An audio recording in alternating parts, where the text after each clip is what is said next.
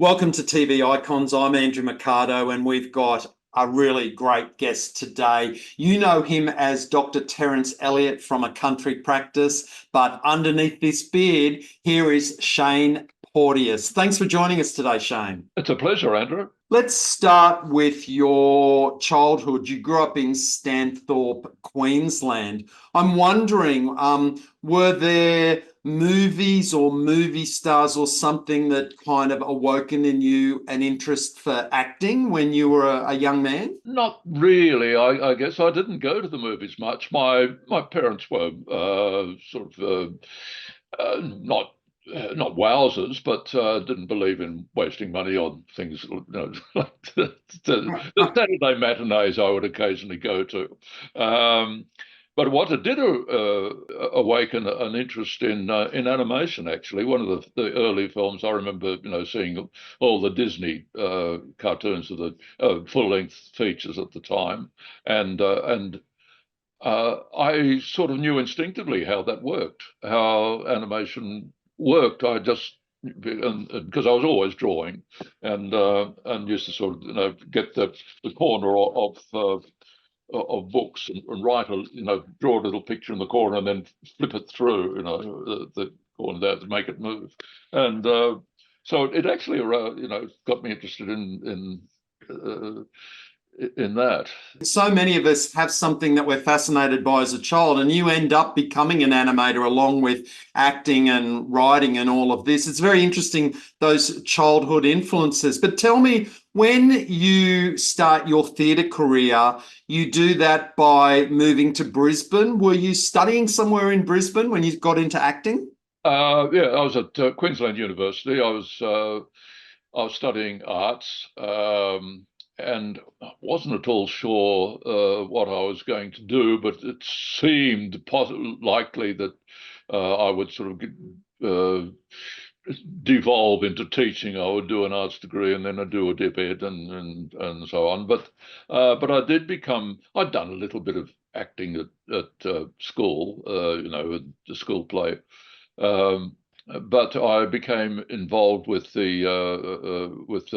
University of Queensland Dramatic Society, first of all by actually painting sets and painting backdrops and things like that, and then saying, "Can I have a go at saying some words?" And it all evolved from there. Now, I grew up in Brisbane, and as a little kid, I was watching TVQO, part of the O10 network, the Brisbane channel up at Mount Cootha. I was too little to sit up late at night and watch you hosting horror movies as Deadly Ernest, but I must have seen you on a show I loved as a kid, a Saturday morning show that was called The Saturday Show. In fact, I remember going there for my birthday once. They gave you an ice cream cake. You'd go in with your friends. Now, you were part of the Saturday Show, weren't you? Yes, I was. At first I was just called landlord, and in fact we had if you remember, we had a little sketch story that ran through the morning, totally improvised. Usually John Dommett would come up with the idea for the day's prank or whatever, the story, and we would discuss this vaguely, sort of half an hour before the show started, and then improvise. And I mean, of course, the show was never recorded, so because it went out live, I never saw it, so I have no idea what it looked like or sounded like, but it can't have been good. Well, that was the era of this sort of, your panto was improv. And I know I used to watch Adventure Island, and I actually think that Adventure Island, with that kind of daily cliffhanger, what will happen next with a week's of story, I think that's what turned me into a bit of a soap addict. I went straight from kids shows to adult shows I shouldn't have been watching that were serials, but there was a lot of that kind of panto / improv stuff going on then, wasn't there? Oh yeah, yeah, and in fact, we had one of the stars from Adventure Island, Fred Bear, played by Ted Dunn, who was Channel 10's wardrobe and design and costume designer down there, and he designed I think it's one of the loveliest animal children's costumes I've ever seen, because the head was quite realistic.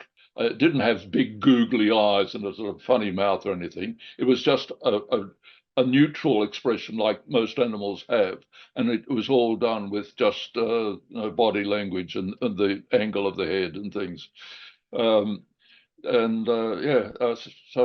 It was.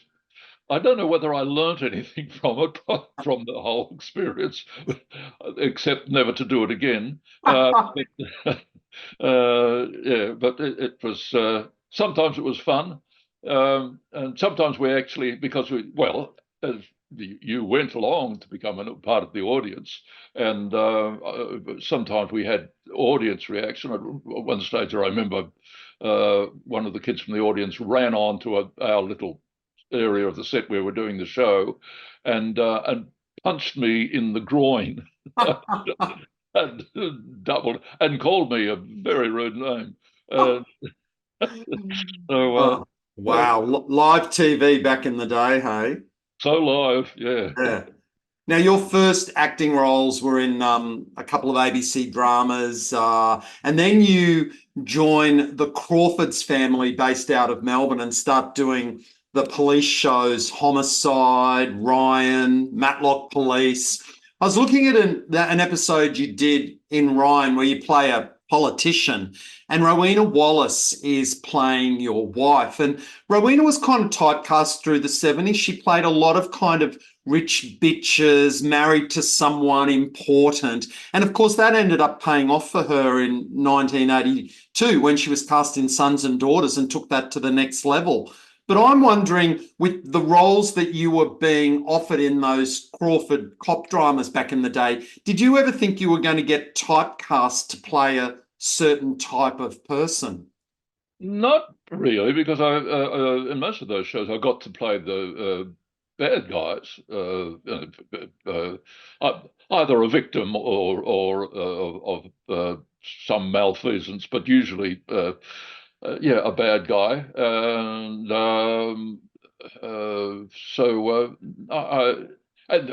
it was exciting because I was based in Sydney, but Crawfords in those days used to fly actors down from Sydney regularly. There was every week there were 3 or 4 guests being flown. When they were doing Homicide, Matlock, Division 4, all at the same time.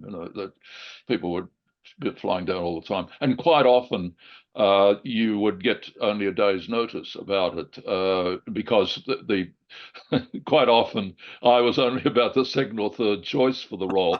And the others had dropped out or weren't available, and so I got to play characters that were too old for me or too young for me. No, I didn't get typecast in those at all. You then got a regular role in The Box. Now, you joined that show at its absolute peak in 1974. It had been on air a few months. It had launched to incredible ratings. It was a big hit. Together with number 96, the O10 network became number 1 in the ratings for the first time in 1974. So everyone was watching it, and you come into Channel 12 with The Boxes set around a television station, and you're playing a very serious documentary filmmaker called David Warner. But is it true that your first scene, day one on the set, was having to do a bedroom scene with Belinda Giblin? Oh, absolutely. Absolutely. My first day was sort of 7 o'clock, it's freezing cold in the studio out at Nunawading. Then got into the studio, and the director said, Shane, meet Belinda, Belinda, meet Shane. Right, clothes off, into bed. That's where we started, with no intimacy director or anything in those days. No intimacy coordinator. If you're going to be in one of those shows, there was a nudity clause in your contract. And they always talked about the women having nudity clauses, and I presume it applied to the men as well. Do you remember that being a part of your contract? No, I don't don't remember it being a part of the contract, that nudity thing. No, I don't remember that big, but Yeah. it may have been there. That's one of the things that you trust your agent to look after. Well, it was the 70s and there was a lot of nudity Oh yeah, on TV back then. And look, the female characters back then, let's face it, was a pretty sexist era. Even if you look at the ads that were on between the shows, they were very sexist, verging on misogyny. The character of David Warner in The Box, he makes a bet with Gary Burke that he can get her into bed within a week. And as you've just told us in your first scene, he does. And then, of course, he falls in love with her, and then she finds out about the bet. And so that creates a lot of drama there. It's interesting because I look at the female characters in The Box, and I'm going to ask you this as a script writer, that if you look at some of the original female characters in Number 96, that was a show that had been storylined and written by gay men, and they created a lot of those original female characters on really strong women roles from the 40s and 50s that Joan Crawford and Betty Davis would have played on screen. And to me, that was kind of lacking a bit in The Box. And I'm wondering if it's because in The Box, the women were either kind of virginal ingenues. There was Vicky Stafford, played by Judy Nunn. She was pretty bolshy. But yeah. there were all these kind of secretaries, like Belinda Giblin's character, who was sleeping with their married bosses. And it feels to me like the writers at Crawford were probably all straight men, and they had written all these police dramas. And then suddenly they were having to write this show where the cast was going to be 50% female characters. And I don't think that they knew at the beginning quite how to do that. What do you think? I agree that it was yes, that was sexist to the point of misogynist, and uh, uh, but being a reflection of being a set in a television studio, it was only reflecting the kinds of things that were happening in in real life. I think, but yeah, I think there were probably the Number 96 had more opportunities to show a more divergent uh, group of people just by having them all living in the same place rather than working in the same industries. Mm-hmm. But yeah, yes, I agree. And particularly the 60s and 70s, some of uh, as a young man, I was guilty of being as sexist and as racist as any other sort of young white, uh, I guess, semi-privileged Australian male at the time, and one that you look back with horror at Mm. some of the things that you're involved with.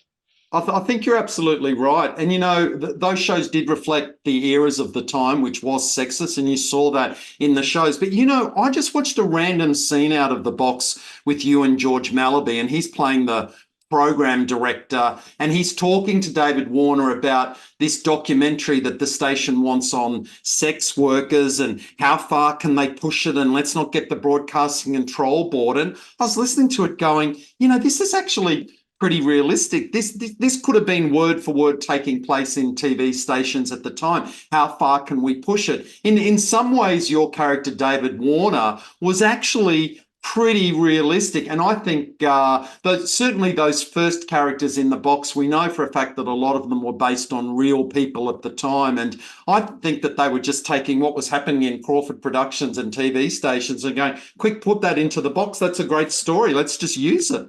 Yeah, yeah, yeah. Yes, I think I remember at the time thinking, I just wish they would have shown David Warner actually filming or constructing or editing or just to show that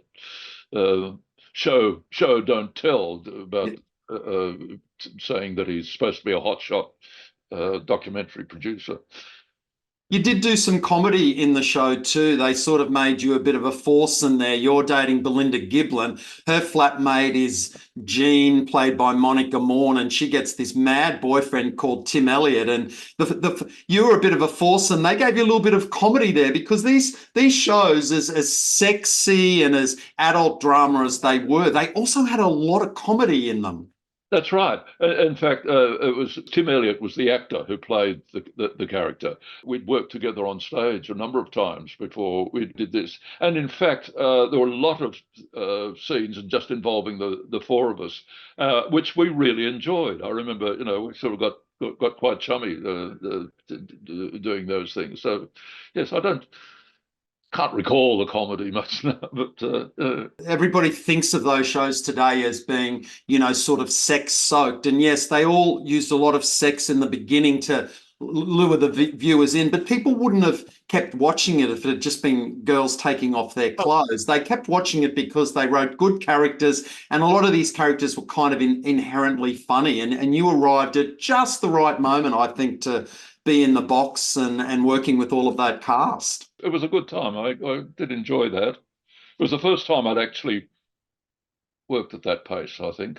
Yeah, because they were doing like 2.5 hours of TV a week, which was a big jump up, wasn't it, from the cop shows that would make 1 hour of TV, and often they would do the 1 hour on film. Whereas then we started moving into this thing where you were doing a lot of video in the studio. Yeah. Well, even a lot of the early homicides were mostly shot inside the studios, and sometimes, because they had to actually go outside sometimes for those early homicide, but they had very meager kind of. They took an OB van and sometimes didn't even record sound, and you had to post sync sound your dialogue when you later on. No intimacy coordinator, no health and safety, and no stunt people either. They just do some crazy car stunt without any permission. Don't shut down the road. Just go off and do it, and we'll film it and hope for the best. Yeah. You went from the box to something a bit more sedate on the ABC. Certain Women was kind of, I guess, the ABC's version of a soapy about a group of sisters in Sydney. And you arrived in that show as a landlord to the character of Marjorie. She'd originally been played by Judy Morris, left the show, came back being played by Diane Craig, and you were there with a wife played by Chris McQuaid. And then when that marriage fell over, I think all the viewers were almost pushing you together with Diane Craig's character. And indeed, your getting married to her was how Certain Women came to an end with that wedding. Yes. We were hoping it wasn't going to be the end of the series. But I wasn't married to Chris McQuaid. She was just my girlfriend, I think. Right. Yeah. Yeah, we were. I know they were hoping that there would be a series would be extended, and in fact, after that particular series had finished, there was one of the tapes was sent to the BBC in London, and they said, "Oh, we quite like this show. We'll and we thought, oh, well, good, that might mean we'll go into another series." But then they found out that the powers that be at the ABC had decided to actually wipe the tapes so that they could reuse the tapes for recording new shows, which was quite common. Common in those days. There's so much that the ABC particularly did in those years, because the ABC was doing a lot of drama in those days, but so much of it has been lost forever. It's kind of criminal. I mean, videotape was expensive, but yeah, they would sometimes wipe a one-off Norman Lindsay play for a football match. It was just terrible to hear these stories. But this is also a story that the cast of Belbird say. They had sent a batch of episodes over to, I think, ITV. They'd played them and had been received well. They asked for more, and then there was no continuity because the ABC had erased all these episodes. And you think, wow, that whole thing that happened in the UK with Neighbours and Home Home and Away could potentially have happened a decade earlier with shows like Belbird and Certain Women, that they just didn't have the tapes to provide it. Clearly, there was an appetite in the UK to watch Australian programming. Belbird was one of the shows that I religiously used to watch back in those days, which is interesting because Certain Women, Country Practice was based so closely, had lots of links with Belbird. The ABC was always very uncomfortable with the fact that Belbird was so successful,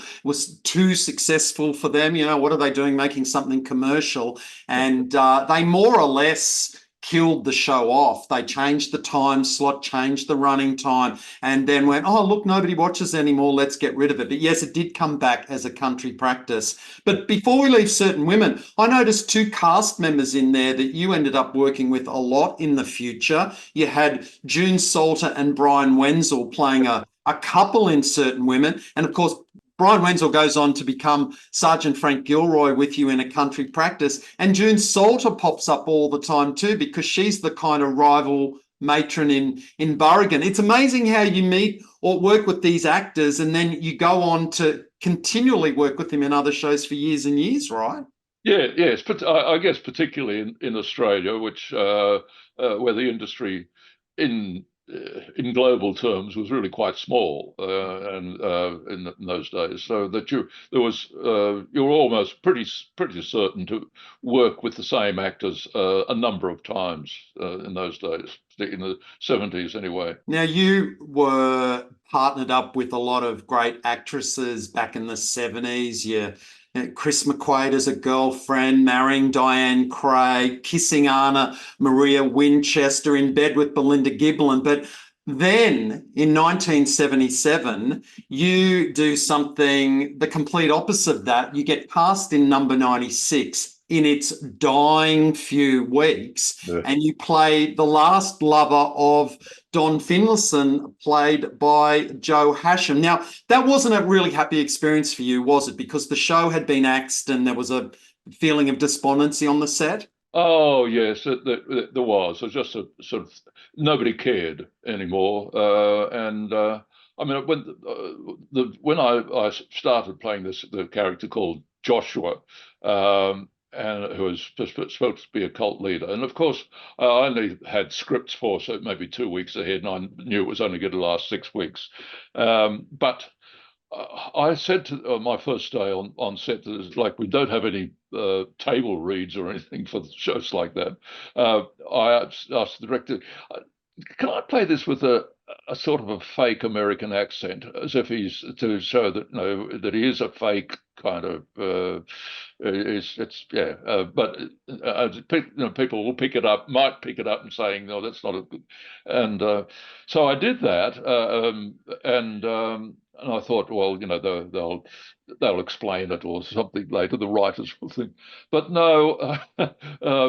When I was revealed or exposed, or I deliberately chose to drop the accent then, but no, there was no explanation or anything for so you were a bad guy, like all cult leaders in soaps. You're totally a bad guy. You're taking poor little Debbie Chester, played by Dina Mann. I mean, her time in Number 96, so traumatic. She was hooked on heroin. She saw her parents get eaten by sharks. And then she meets Joshua from the Children of Jesus. All he wants to do is steal her money and pimp her out to other members of this religious cult.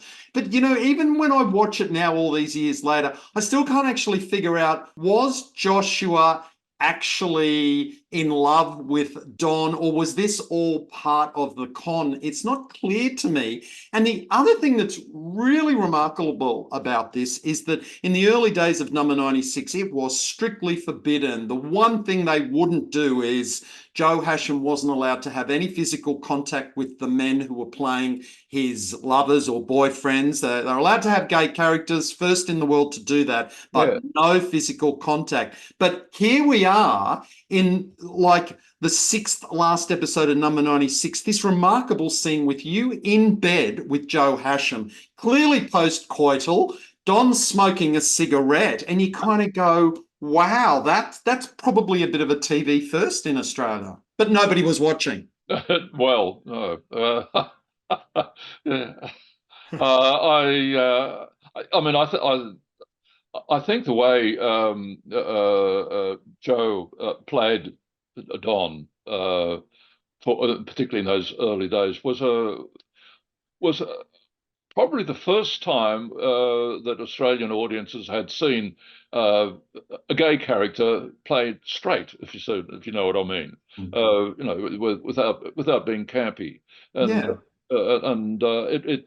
I think it did an awful lot to actually turn people's emotion and values around. Yeah, I think it showed that for the first time ever, you didn't have a gay man that was a wimp or a victim or a stereotypical wrist flapping guy. He was Yeah. just a regular guy. He was a lawyer. He helped people. And as you say, he was straight acting, but he never hid his sexuality. He had Oh, no hang-ups about being gay. He was a great role model for Australian oh TV. God, yes, yeah, absolutely. I will tell you something disturbing though. Although your episodes of Number 96 were going to air very late at night as it neared the end, as the ratings went down and down, I will point out something kind of disturbing to you. People in your hometown of Stanthorpe would have been watching probably regional TV station DDQ10 from the Darling Downs. And I used to sit in Brisbane in my kitchen with a black and white portable. And if I aimed the aerial in a certain direction on a good night with the weather conditions, I could get Toowoomba TV through the snow. And Right. I can tell you that Toowoomba was one of the few regional stations in Australia not to drop Number 96. So they aired it to the very bitter end. So there were some people that would have gone to school with you in Stanthorpe that would have gone, holy shit, look at Shane Porteous in bed with Joe Hasham. Yeah, yes, that didn't occur to me. I don't think I really ever saw any of the episodes back live myself. I think I was, by the time it was going to air, I was back on stage at nights, and I could, an awful lot of the stuff I did in the 70s that happened to because I was doing a lot of theatre, and so and nobody. Well, I didn't have a video recorder. I didn't record stuff in those days. So, yeah. I want to say thanks very much for sending me the clips because I'd never seen them before. And this is great too. I'll also give a shout out to Chris Keating, who's provided me with some of your footage, and Cheryl, who runs your Facebook appreciation page. Yeah. She alerted me to she had some footage of you in the Sullivans. I could see you there with Andrew McFarlane. You were wearing a very funny sort of tea cozy hat. So I took it from that you were playing some freedom fighter in a European country. Can you remember who Saul was in the Sullivans that you played? Yeah, yeah, so it was a freedom fighter, an Israeli freedom fighter in Palestine during just towards the end of the war. Uh, yeah, there was only I think it was only 2 weeks or something I was doing that for.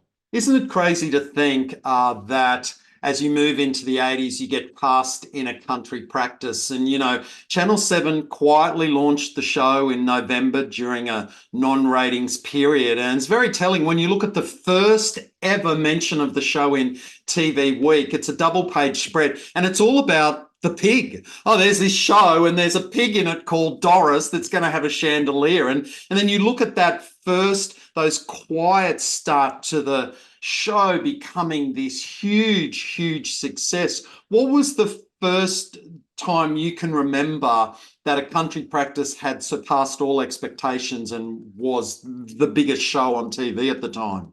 Well, we didn't know of it because, as you said, it launched during non-ratings period over Christmas. That was the master stroke. Actually, it got people hooked when there was no opposition to the show, and that carried it through. And I think it was fairly soon after the ratings started again, earlier in the new year, that we started to realise that we might get more than than the 6 months we'd originally signed up for out of this.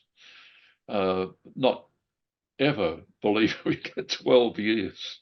I'm going to try and sum up Dr. Terence in a minute if I can. When he arrives, he's sort of a lonely guy, drinking a lot. He's kind of got this thing for Marta, the matron at the hospital. He's got a socialite wife played by Carmen Duncan. He's got a son, CK, one time played by Peter Phelps. His daughter comes to visit him at one time, Sophie. She's a heroin addict. She ends up dying of AIDS.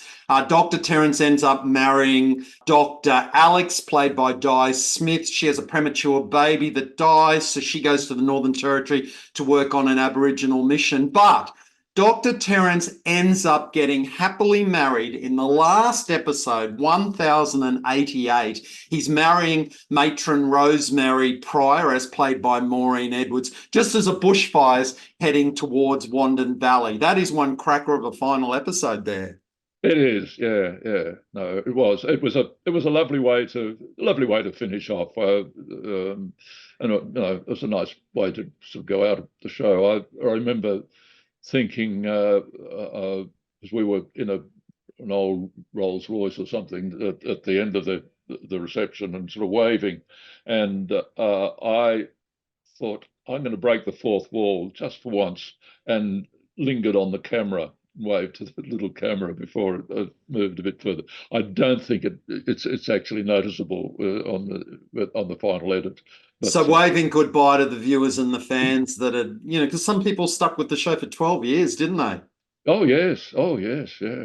It's remarkable. The show continues to be repeated to this day. I think during COVID, I noticed there was this huge jump in viewership on 7plus, because I could tell by the way they moved it to their homepage that clearly people were watching it during lockdown. But if we think about just some of the guest actors that appeared in that show over 12 years, and some of them went on to become famous and some of them went on to abandon their acting careers. But I mean, we had Prime Minister Bob Hawke, Nicole Kidman, David Wenham, Andrew Denton, Richard Wilkins, Sir Robert Helpman, and even Baz Luhrmann, before he became a director, was doing a bit of an acting role. But I mean, also, every other single actor in the history of the Australian TV industry came through Wandon Valley at some point. Yes, a number of them more than once or twice, playing different characters, as did an awful lot of Australian actors go through Cop Shop, playing different characters. I think I did a total of about 7 characters in Cop Shop, and I died twice and was sent to jail for life 3 times, I think. I note when A Country Practice, the record was released, and I love this, it's on a flip with the cast of Sons and Daughters. I noticed that you don't actually sing on the record. You're very talented. You're an animator, an actor, and a scriptwriter, but maybe not a singer? Yes, I have done a couple of musicals, and if you speak to any of the cast, they will tell you that I'm not a singer. I just hold a tune, but not well. Some of the cast of Sons and Daughters, they always felt that there were some people at Channel 7, not cast members of A Country Practice, but they felt that they were very much the kind of country cousins as compared to A Country Practice, because A Country Practice is seen as being this important show that had social issues in it, and Sons and Daughters was just doing trashy storylines about brothers falling in love with sisters. Were you ever aware that there was a rivalry between the two shows, or was it just everyone was happy to be working back in those days? I think we were all happy to be working. We were the Studio A was just across the corridor from Studio B, and I think there was what's usually once or twice a week where we would both be in studios together. They tended to have more permanent sets in their studio, and our sets were always it was a small studio. They couldn't be permanently left in place. They had to be able to be taken down and put away. But no, I remember they didn't have the kind of of budget. I think kind of a country practice budget would have been much higher per half hour. And I remember, for example, once when my mate Brian Blaine, who played the father in Gordon Hamilton he played, yeah. right, yeah. And I remember he had a scene when he was in hospital, and he's at lunchtime. He sort of said, come and have a look at the thing." And he was in the hospital, and he was supposed to be hooked up to a cardio monitor. And what it was, in fact, was they had found a microwave oven outside with a glass front, attached a few plastic wires to it, and taped them onto it. So it was attached to a keeping alive via a microwave oven. Clearly, all of the medical props were being used by country practice at the time. Yeah, it wasn't a matter of us keeping them away from the props, just to, It's really interesting that you say that a country practice had the smaller studio and couldn't have permanent sets there. But you, under a pseudonym, wrote your first script for a country practice in 1990, and since then you've written scripts for All Saints, Home and Away, and Neighbours. I mean, a country practice I thought was a great show because it managed to do the love, the romance, stories for kids, but they always had that strong social issue. You know, they had something that they thought that the audience needed to learn something about. I wonder what you think about that balance. I mean, if you're looking at shows like Neighbours and Home and Away, they're on air all year round. And yes, the basics of the show are love and romance and a bit of crime and all of that. But do you think it's important to be using some of that time every week to try to do some good and put some social issues through those shows? well, I think I come at it as a scriptwriter from a slightly different point of view, and as an actor, that the social issues usually provided a guest storyline. That where the guest actors would come out and be affected by whatever that social issue was, for good or for bad, and or were in conflict about this social issue, and that had to be resolved. And that story arc that happened over 2 episodes, or sometimes I would spread that, maybe 4 episodes, but that the resolution of that meant that us regular characters did not have to provide angst and anguish and drama for our things. We could sort of stay on a nice level without having to fall in or out of love, or and that, I think, proved. Cop Shop was the same. Cop Shop had that serial thing with all the cops and their relationships, but that also had a crime to solve every week, a separate crime with a perpetrator and a victim at least, and witnesses and things. So that gave them the same kind of freedom that we had with the country practice.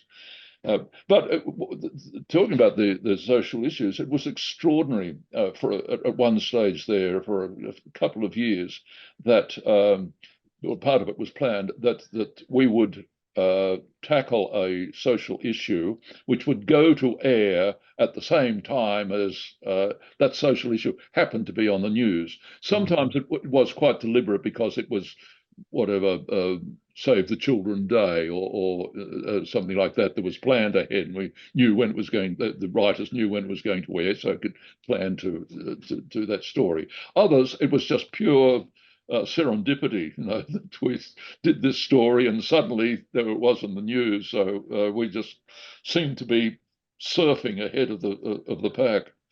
Channel 7 were very good like that with a country practice.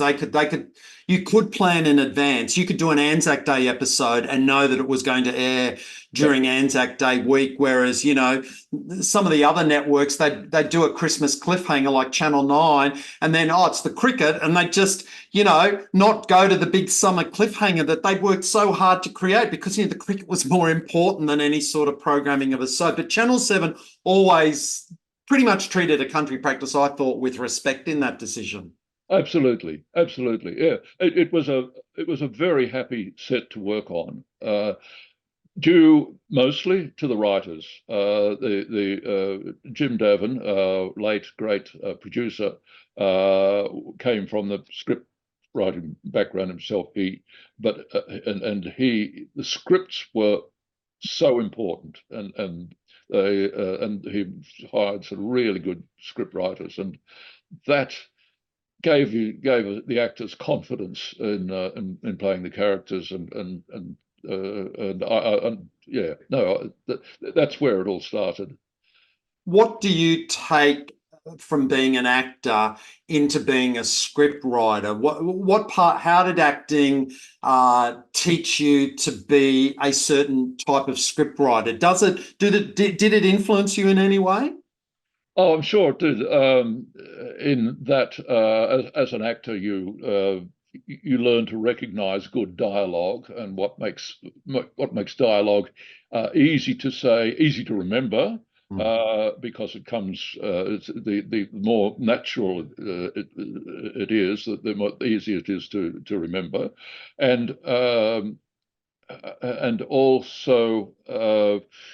The way I approached scenes as an actor was, Terence has no idea what is going to happen the minute he walks into that room, and so just remind yourself that that we don't know what's going to happen next, and that sort of thing. So I would often. Then, as an actor, sort of see, I end up there. Let's start. I'll start with an attitude that's going there, and then something happens, and it has to go there. So there's some dynamism to the scene, and I think I could carry that kind of thing across to writing dialogue. I had to learn an awful lot, and it was not my good strength about the actual construction of a whole episode, the way to build. But we had really good script producers and script editors on a country practice who, in the I think 6 episodes I wrote, I learnt so much. Look, it's been great to chat with you. We've run out of time. We don't even get time to talk about your animation, but if you go to your IMDb page, you can see some of the great stuff you've worked on. But in closing, I would like to tell you one thing. Did you know that you and I have actually starred in a movie together? No, what did we star in? Well, in Fat Pizza, the movie, you play a doctor, funnily enough, and I play a sperm that attacks Paulie in the street. You can't really tell it's me, but every now and then someone rings me up randomly and go, "Oh my God, are you in the pizza movie?" It's blink and you miss it, but I'm glad that I've at least shared a screen with you at some point. Oh, I'm delighted to hear that. Look, I need to for Cheers, I need to show that. There you are. Yep, spot on. I love it. Thank you so much, Shane Porteous. And of course, people are still watching in country practice all around the world. And yeah, we thank you for such a fantastic show and everything you've worked on since. Thank you so much for your time today. Oh, thank you for such an entertaining interview. And thanks, Andrew.